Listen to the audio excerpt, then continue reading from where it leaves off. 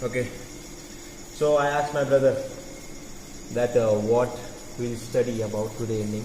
He said anything what you all usually talk, and so I said something interesting which is Sunday law, which we all are fearless. किसी को पता नहीं है, मतलब हम 7 days में रह के भी हमको बता नहीं सकते करके हाँ ये आने वाला है. क्यों? क्योंकि हम बोल रहे करके हाँ एंड टाइम है, पर तब भी घर पे हम टीवी देख रहे, फोन में वीडियो गेम खेले, केयरलेस है हम सब. और आज मुझे वो फीलिंग आई करके अगर हमने इस चीज में अभी प्रेजेंटली कंटिन्यू किया तो भगवान भी बचाएंगे नहीं. कितना बार उसको बोलने के बाद भी, कितना वो वार्निंग देने के बाद भी भगवान नहीं बचाएंगे. तो एक सीरियस मैसेज है यार संडे लॉ. एक अच्छी चीज नहीं है, पर एक्चुअली बहुत बुरी चीज वो दुनिया के लोग के लिए नहीं, पर हमारे लिए. क्योंकि हमको सच पता है तब भी हम कुछ कर रहे नहीं.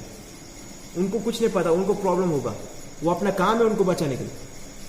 क्या फायदा हम इधर बैठ के इधर बाइबल स्टडी को है, हम prepare, we are to build our self on Christ. Jesus का कैरेक्टर कभी देखा है? तुम सोचते होगे वो स्टोरी जॉन 8 में एक औरत थी जो एक प्रोस्टिट्यूट थी. उसने तो बाइबल कभी नहीं पढ़ा था, उसको कैसे पता चला करके वो गलत थी?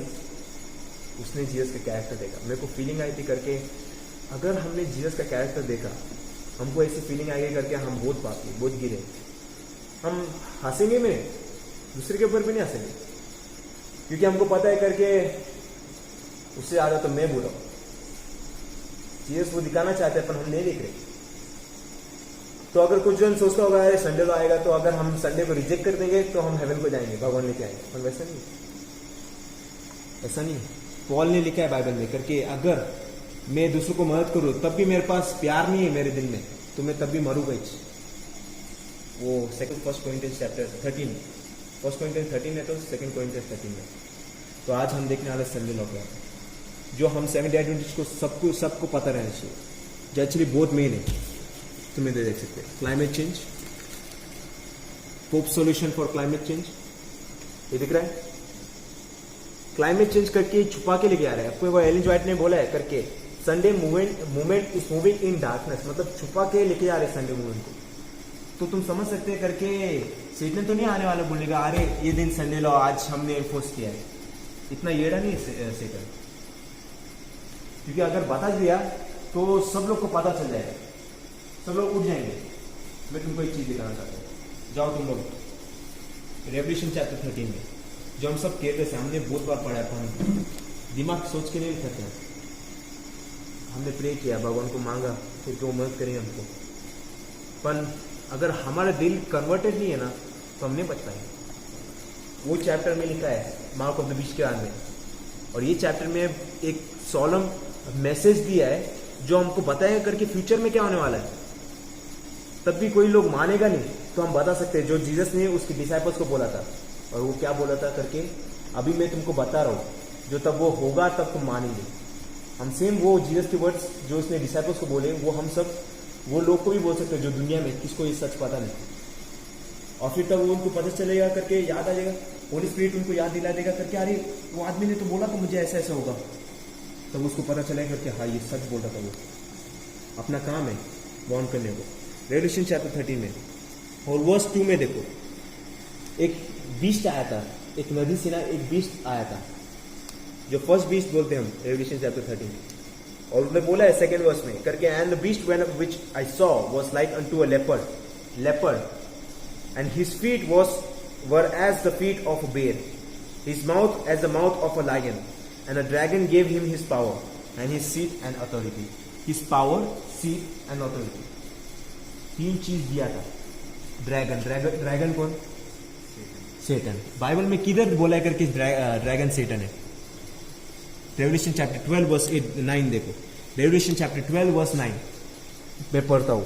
And the great dragon was cast out, that old serpent called the devil and Satan which deceived the whole world. He was cast out into the earth and his angels were cast out with him. Revelation chapter 12 verse 17 देखो. एक छोटी group of रेवलेंट जो ये जो first beast हमने जो पढ़ा revolution chapter 13 के वर्स 2 में, ये लेपर्ड लाइक बीस्ट, उसके बाद में बोला है करके वो ड्रैगन उसको यूज कर रहा है।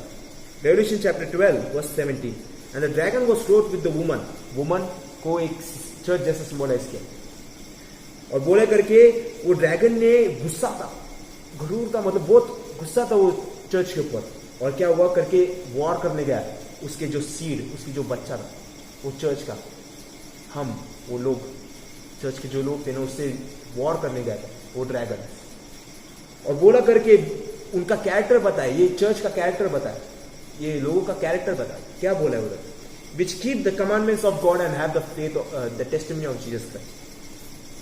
ये दो चीज, which keep the commandments of God and have the testimony of Jesus Christ, ये दो चीज जो बहुत इंपॉर्टेंट है, ये दो चीज बनाता है अपना कैरेक्टर।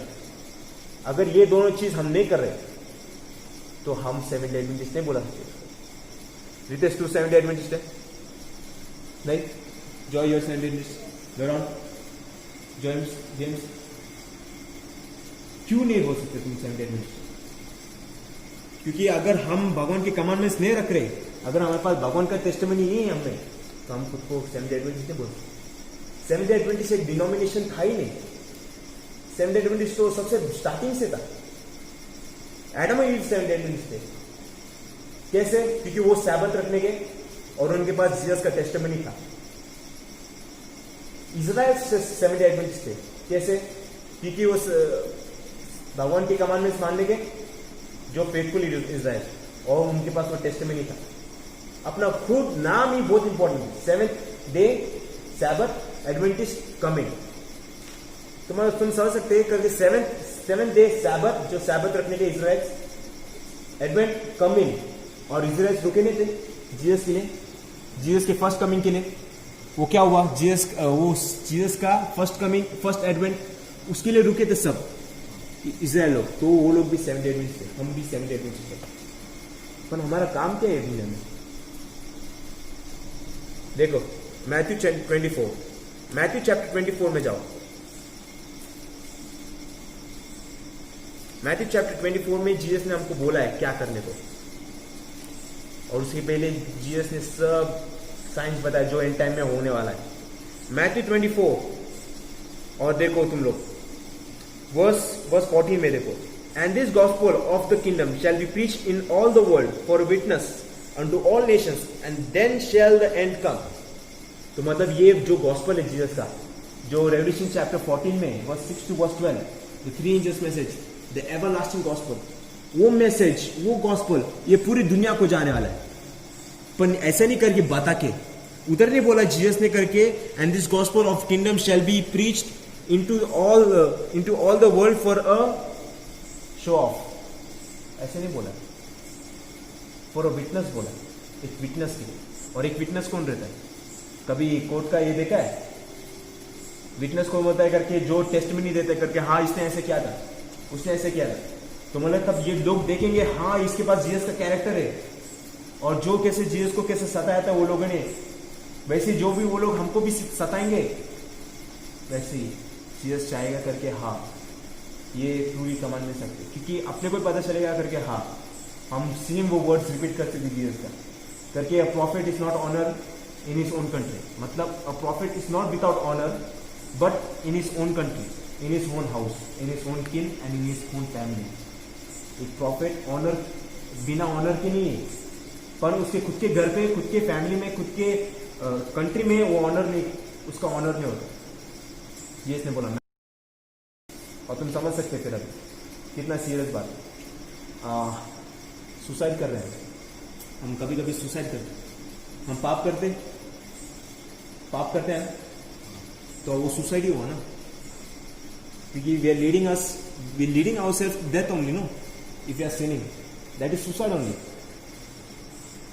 अपना खून भगवान के ऊपर नहीं रहने वाला, किसी और के ऊपर नहीं रहने वाला, अपने ऊपर ही रहेगा हमने जो किया है। मैं बोलता हूँ अभी तुमको, मैं अभी किसको नहीं बचा सकता, तुम सब में से किसको नहीं बचा सकता, सिर्फ भगवान बचा सकता है। तो मेरा क्या काम है? ये गॉस्पेल प्रीच करना है। तुम्हारा का काम क्या काम है? ये गॉस्पेल प्रीच करने का, ये मैसेज भी आपके को। एक मामूली चीज नहीं, मौत सबकी लाइफ डिपेंडेड है इस पे। तब सेटन पूरी दुनिया को डिसीव कर रहा है सब केयरलेस चीज में। तो वो मूवीज में जो एक्चुअली रियल भी नहीं है उसमें लोग को डिसीव कर सकता है। तो सोचो अगर भगवान उतना लोग को बचाना चाहता है वो डिसीवनेस से, तो कैसे नहीं बचाएगा, ऐसा बचाएगा।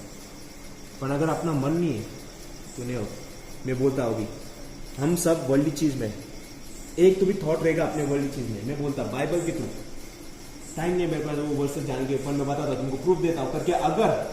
अगर हमने वो वर्ल्डली चीज को बाजू किया और सिर्फ जीसस के ऊपर फोकस किया तो जीसस हमको दिखाएगा वो ट्रू राइचियसनेस, और हमको कभी बोर नहीं लगने वाला ये।